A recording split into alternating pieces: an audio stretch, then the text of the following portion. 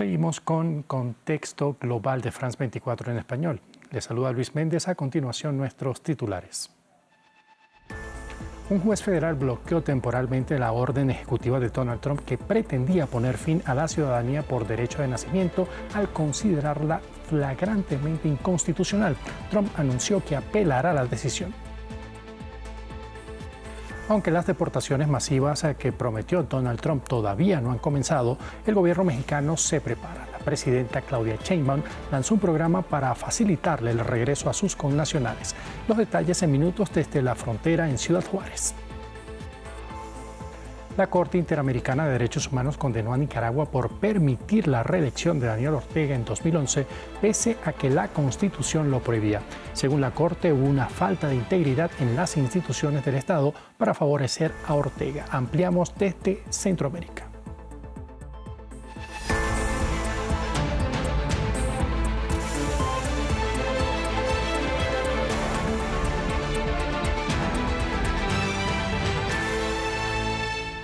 Un juez federal en el estado de Washington bloqueó este jueves la orden ejecutiva firmada por el presidente Donald Trump que busca eliminar el derecho a la ciudadanía por nacimiento, calificándola de flagrantemente inconstitucional, fallo que fue rechazado por el mandatario, quien dijo que apelará a la decisión judicial.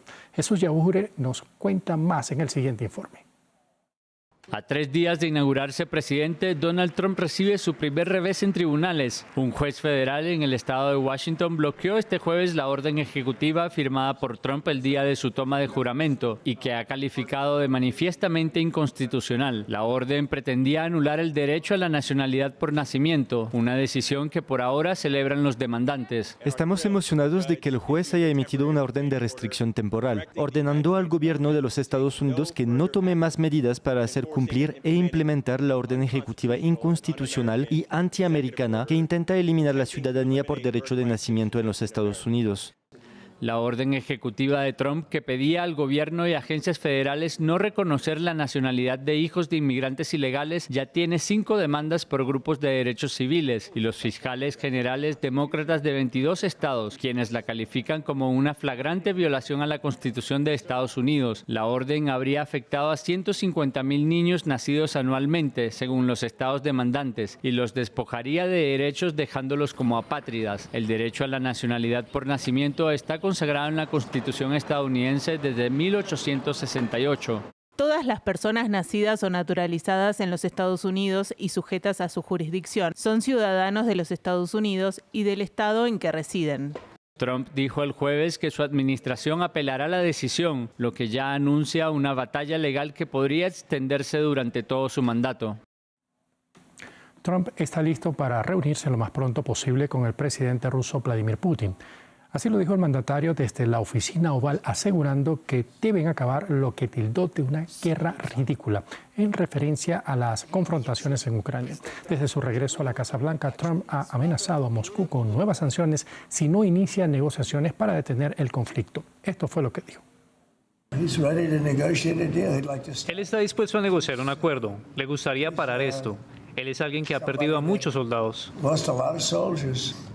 Así que creo que Rusia debería querer hacer un trato. Tal vez quieran llegar a un acuerdo. Creo que por lo que he oído, a Putin le gustaría verme y se reunirá con nosotros cuando podamos. Me reuniría inmediatamente.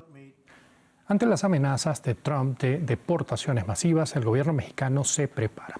La presidenta Claudia Sheinbaum lanzó la estrategia México te abraza para recibir a los nacionales que sean devueltos de suelo estadounidense. Nuestro corresponsal Juan Carlos Aguirre viajó hasta la fronteriza Ciudad Juárez y desde allí nos explicó qué están haciendo para recibirlos. Pues Ciudad Juárez está recibiendo, para empezar, un clima bastante, no frío, gélido. Estamos hablando de que las temperaturas marcan los 7 grados Celsius, pero la sensación puede bajar a menos 1 grado Celsius. Así que la situación por la cual están atravesando los cientos o miles de migrantes que pueden estar en la frontera entre México y los Estados Unidos es bastante delicada, sobre todo por las bajas temperaturas. Así que la ciudad ha empezado a construir, como ven a mi espalda, un unos albergues de manera rápida, incluso dicen que estarán para este fin de semana. Estamos viendo atrás 4 pabellones en los cuales van a caber en total un aproximado de 2.500 personas. Estos van a ser en específico o en su mayoría para los migrantes que van a ser expulsados desde los Estados Unidos, que la propia gobernación del estado de Chihuahua, así como también la secretaria de Bienestar Social de México, pues han dicho que todavía no tienen un número exacto de cuántas personas aproximadamente puedan venir, como tampoco tienen la fecha, y eso es importante. Siempre se habló en campaña presidencial y siempre se habló ya con el presidente Donald Trump en su discurso que estas deportaciones o expulsiones iban a ser de manera inmediata. Sin embargo, los números que han arrojado, por ejemplo, del día de ayer, apenas fueron expulsados por este paso fronterizo unas 60 personas, y eso viene siendo prácticamente el número normal, incluso más bajo de lo normal en cuanto a expulsados. Sin embargo, esto no les genera un síntoma, digamos, de confianza y que vayan a creer que no van a aumentar los números, y por ello entonces empiezan a trabajar desde ya, aunque para algunos un trabajo hecho desde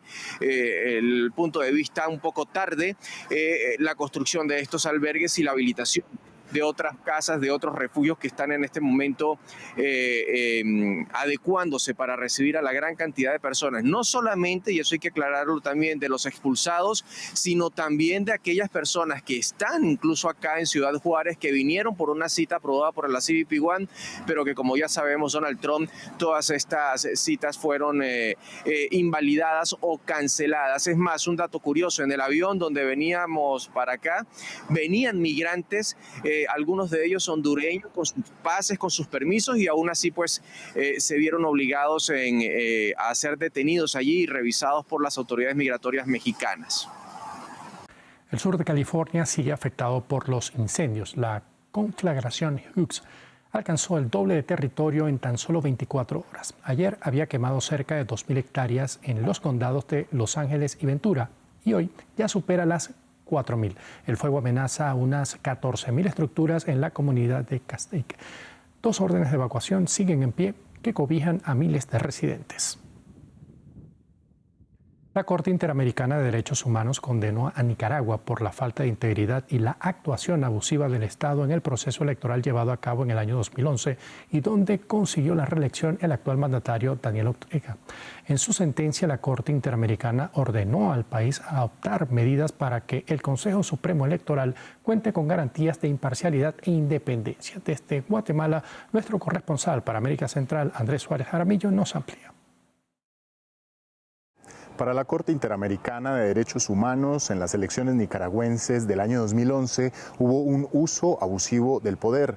Por este hecho, el alto tribunal condenó al Estado de Nicaragua por haber permitido que Daniel Ortega fuera reelegido, aun cuando su reelección estaba prohibida en la Constitución por el artículo 147. Lo que sucedió durante ese mandato de Ortega del año 2007 al 2011 fue que no pudo modificar su reelección en la Asamblea Nacional, por lo que se acusa en este fallo de la Corte IDH a las salas constitucional y plena de la Corte Suprema de Justicia, quienes obviaron el artículo 147 y despejaron la inscripción de Ortega ante el Consejo Supremo Electoral.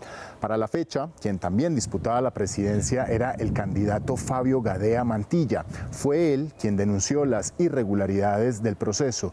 Por ende, la Corte IDH determina que además del uso abusivo del aparato estatal nicaragüense para favorecer a Ortega, el Estado también violentó los derechos y las garantías judiciales de Gadea Mantilla. La sentencia ordena a Nicaragua a retornar a la normativa expuesta en los estándares establecidos en la sentencia, además de determinar que la reelección indefinida es un atentado a la democracia. Sin embargo, Nicaragua ha demostrado su desacato desde el año 2022, haciendo caso omiso a las resoluciones de la Corte IDH. En la Franja de Gaza, Defensa Civil reportó que 2 palestinos perdieron la vida en un ataque con tanques militares israelíes en el oeste de la ciudad de Rafah. El hecho se produce durante el quinto día de una tregua alcanzada entre Israel y Hamás en el enclave, lo que genera preocupaciones sobre la duración del acuerdo. El ejército israelí dijo que estaba investigando dicho reporte. Entre tanto, la Oficina de Naciones Unidas para la Coordinación de Asuntos Humanitarios informó sobre el avance de la entrega de ayuda humanitaria en Gaza. Señalaron que tan solo hoy se logró la entrada de 653 camiones con ayuda para el pueblo palestino. La Oficina de Coordinación de Asuntos Humanitarios informa que siguen entrando en Gaza grandes volúmenes de ayuda humanitaria a través de los pasos fronterizos de Erez y Tzikim en el norte y de Kerem Shalom en el sur. Dentro de Gaza, la OCHA afirma que los cargamentos de ayuda y el personal humanitario se están desplazando a zonas en las que antes era difícil acceder. Nuestros socios humanitarios sobre el terreno afirman que el entorno operativo ha mejorado significativamente.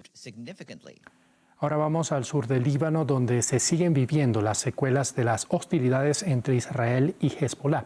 Miles de desplazados se enfrentan a la incertidumbre de regresar a aldeas devastadas o permanecer en refugios, en momentos donde está por expirar la tregua de 60 días. El informe es de nuestra corresponsal Ethel Bonet. Milad y su esposa se refugian desde octubre en casa de su hijo Eli en las afueras de Beirut. Allí comparten los días con su nieto Michel y las hermanas de su nuera, también desplazadas de Al-Malshab.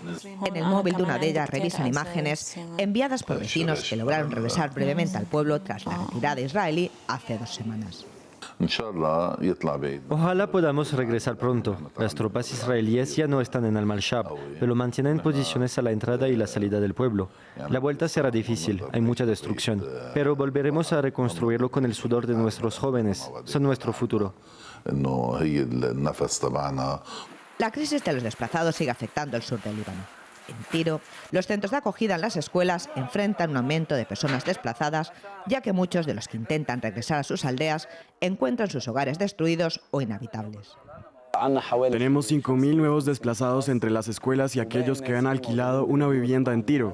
Todas las ayudas provienen de ONG y organizaciones internacionales. No sabemos cuándo se retirarán completamente las tropas israelíes, pero aunque lo hagan, seguiremos asistiendo a todos los desplazados. Lara y su familia llevan 15 meses viviendo en un aula en una escuela de Tiro. Huyeron de Dajira, en la frontera con Israel, al inicio de las hostilidades en octubre de 2023. Lara no confía en regresar pronto a su hogar. Ni siquiera sabe en qué estado se encuentra su vivienda o cómo será la situación de seguridad una vez que Israel se retire. Llevamos aquí desde el inicio de la guerra. Ni una sola vez hemos podido volver. No sabemos qué está ocurriendo allí, ni si nuestra casa sigue en pie. No tenemos mucha esperanza. Más de 150.000 libaneses permanecen desplazados por las operaciones militares israelíes en el sur del Líbano. Con el alto el fuego de 60 días entre Hezbolá y Israel a punto de expirar, crece la incertidumbre sobre los próximos pasos y la total retirada de las tropas israelíes. El líder de facto de Siria, Ahmed al-Shara, dice que Israel ya debe parar su avance en los altos del Golán, pues afirma que con los islamistas en el poder ya no hay grupos pro-iraníes en suelo sirio como Hezbolá. Al-Shara incluso afirmó durante una entrevista que está dispuesto a recibir a los cascos azules de Naciones Unidas para establecer la zona de amortiguamiento entre los dos países, zona que estaría en la disputada región de los altos del Golán. En cuanto al avance de Israel, ellos pretendían avanzar en Siria debido a la presencia de milicias iraníes y de Hezbolá. Tras la liberación de Siria, creo que este pretexto ha sido derrumbado y ya no hay necesidad de un avance en tierras sirias. Hemos enviado una carta a las Naciones Unidas en la que mencionamos que estamos comprometidos con el acuerdo de 1974 y estamos dispuestos a recibir a las fuerzas de las Naciones Unidas para que estén en la zona de amortiguamiento entre nosotros e Israel. Y estamos dispuestos a proteger a estas fuerzas y a darles sus posiciones oficiales.